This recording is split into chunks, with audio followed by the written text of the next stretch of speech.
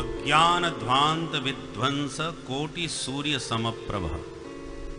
अज्ञान के अंधकार की चर्चा हो रही थी, इसलिए बार बार अंधकार हो रहा था। तो कोटि सूर्य समप्रभ, संतों के जो वचन होते हैं वो करोड़ों सूर्य के समान हैं। क्यों?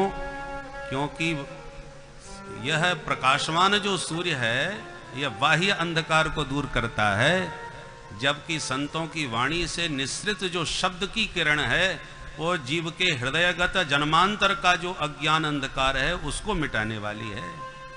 इसलिए अज्ञान तिमिरांधस्य ज्ञानांजन शलाकया चक्षुः उन्मीलितं येन तस्मै श्री गुरवे नमः।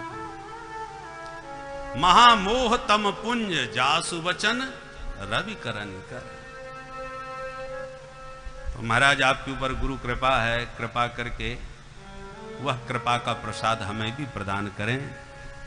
सौनकादि ऋषियों के विनम्र वचन सुन के सूत जी बड़े प्रमुदित हुए और कहा, ऋषियों तुम्हारे मन में मेरे प्रति अपार श्रद्धा है, इसलिए सर्व सिद्धांत निष्पन्नम संसार भयनाशन, सभी शास्त्रों का सार सुनाऊंगा जिसके श्रवण करने से संसार का भय मिट जाएगा। ये संसार का भय क्या है? संसार का जो जन्म मरण है ना, इसी का नाम तो संसार है।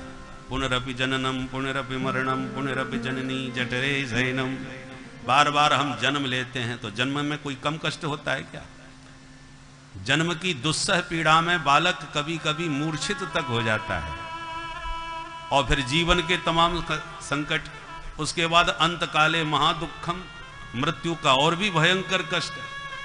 इसी का नाम भवरोग है, इसी को कहते हैं भव कष्ट, संसार का कष्ट। संसार भयनाशनम, सारा संसार काल व्याल के मुख में ग्रास बना बैठा है। ये काल रूपी व्याल सर्प कब किसको किस क्षण निगल जाए कोई पता नहीं। इसका नाम ही मृत्युलोक है। मृत्युलोक का मतलब जहां मृत्यु का हर क्षण भय व्याप्त रहे।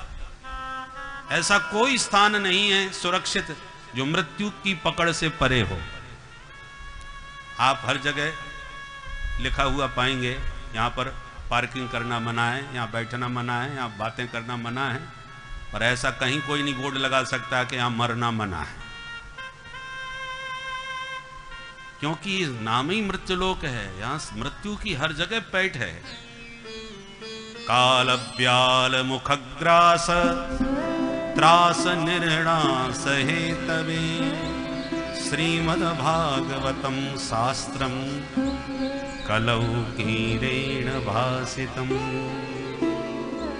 काल व्याल के मुख के ग्रास बने प्राणियों को उसकी त्रास से बचाने के लिए श्रीमद्भागवत रूपी दिव्य शास्त्र को महामुनि परमहंस शिरोमणि व्यासनंदन भगवान सुखदेव जी ने प्रकट किया है।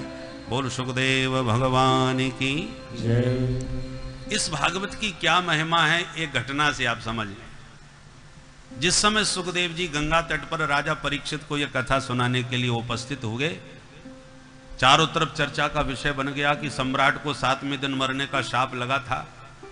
तो सम्राट परीक्षित सर्वस्व त्याग करके दिल्ली से सीधे हरिद्वार की तरफ चले। पांडवों की राजधानी दिल्ली, जिसका प्राचीन नाम था इंद्रप्रस्थ नगरी, वहां से प्रस्थान किया हरिद्वार की ओर।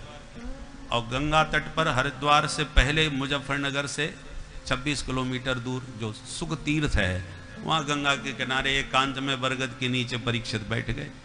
हजारों ऋषि मुनि पधारे, यहां तक कि हल्ला मचा तो स्वर्ग के देवताओं को पता चला। तो जब देवताओं को पता चला तो सुधा कुंभम गृहीत्वैव देवास्तत्र समागमन। स्वर्ग के देवता अमृत का कलश लेकर के दौड़े दौड़े सुख तीर्थ पर आए और अमृत कलश सामने रख करके साष्टांग प्रणाम सुखदेव जी को किया और हाथ जोड़ के खड़े हो गए। कोई श्रोता आवे व्यासपीठ को प्रणाम करके बैठ जाए तो समझ में आता है कि कथा सुनना चाहते हैं, परंतु हाथ जोड़ के खड़ा रहे तो व्यास जी को पूछना पड़ेगा, भाई कैसे आना हुआ, कुछ कहना चाहते हैं। तो देवता जब खड़े भाई तो सुखदेव जी ने पूछा किमर्थ मागतोसी, कैसे आना हुआ। देवताओं ने कहा महाराज हमें पता चला कि सम्राट परीक्षित मरने वाले हैं, इसलिए आप इन्हें भागवत सुना रहे हो। बोले हाँ बिल्कुल ठीक सुना है। बोले हमको जैसे ही पता चला हम अमृत का कलश लेके आ गए। आप जानते हैं अमृत पीने वाला अमर हो जाता है, फिर मृत्यु के भय से मुक्त हो जाता है, मरने का कोई खतरा नहीं। इसलिए हम परीक्षित को अमृत पिलाने आए। सुखदेव जी सुन के हैरान हो गए कि न तो इनको किसी ने बुलाया, आह्वान किया नहीं, बिन बुलाए ये इतनी उदारता दिखाने के लिए देवता कब से आ गए? क्योंकि स्वकार्य कुशलासुरा, ये देवता लोग बड़े स्वार्थी होते हैं, ये बिना मतलब के कोई काम नहीं करते। तो सुखदेव जी जानते हैं जब स्वार्थी व्यक्ति लंबी चौड़ी दंडोत प्रणाम करने लग जाए तो सावधान हो जाना चाहिए। तो देवताओं ने जब लंबी दंडोत करी और फिर अमृत जैसा दुर्लभ पदार्थ प्रदान किया, वो भी बिन मांगे। महाभारत में प्रसंग आता है कि कथा तो लंबी है पर संकेत में कहें, सर्पों के साथ गरुड़ का वैर है। हैं तो कश्यप जी के ही दोनों पुत्र, पर एक कद्रु और विनता का झगड़ा आप उसका था। खैर कद्रु के पुत्र हैं सर्प, विनता के पुत्र हैं गरुड़ और अरुण। अरुण तो हैं सूर्य के सारथी, इसलिए अरुणोदय होता है प्रातःकाल, और गरुड़ भगवान के वाहन। तो एक दिन गरुड़ ने कहा मां, अपनी मां विनता से कि मैं इतना शक्ति सामर्थ्य हूं, मैं भगवान को अपने ऊपर लेके उड़ता हूं, सर्प को तो मैं 1 मिनट में समाप्त कर दूं, परंतु आप उनकी दासी हो, इसलिए मुझे भी दास बन के उनकी सेवा करनी पड़ती है। इससे छुटकारा कैसे मिले? तो विनता ने अपनी सपत्नी माने सौत कद्रु से पूछा, बहन तेरी दासता से मुझे कैसे छुट्टी मिलेगी ये तो बता। अब दासी क्यों बनी उसकी भी लंबी कहानी है, महाभारत में बहुत विस्तार से चरित्र है सब।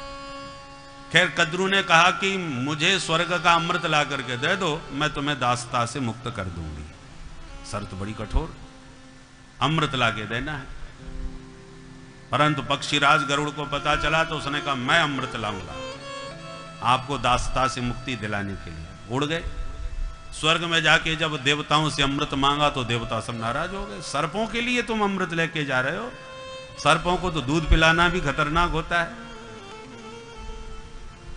अमृत हम सर्पों के लिए कदापि नहीं दे सकते। गरुड़ ने कहा हम लेके रहेंगे, क्योंकि हमें अपनी मां को दासता से मुक्ति दिलानी है।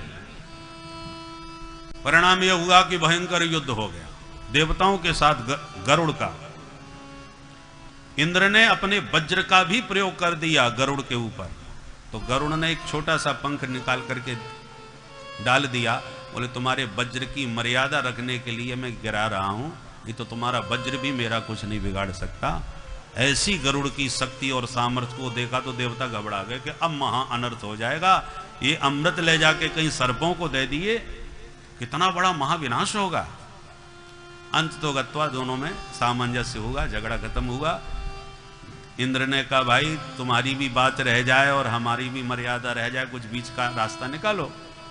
तो अंत में कहा कि अमृत तुम ले जाओ, सर्पों को दिखा करके अपनी मां को दासता से मुक्ति दिलाओ, बाद में हम तुरंत इसे उठा करके वहां से गायब हो जाएंगे।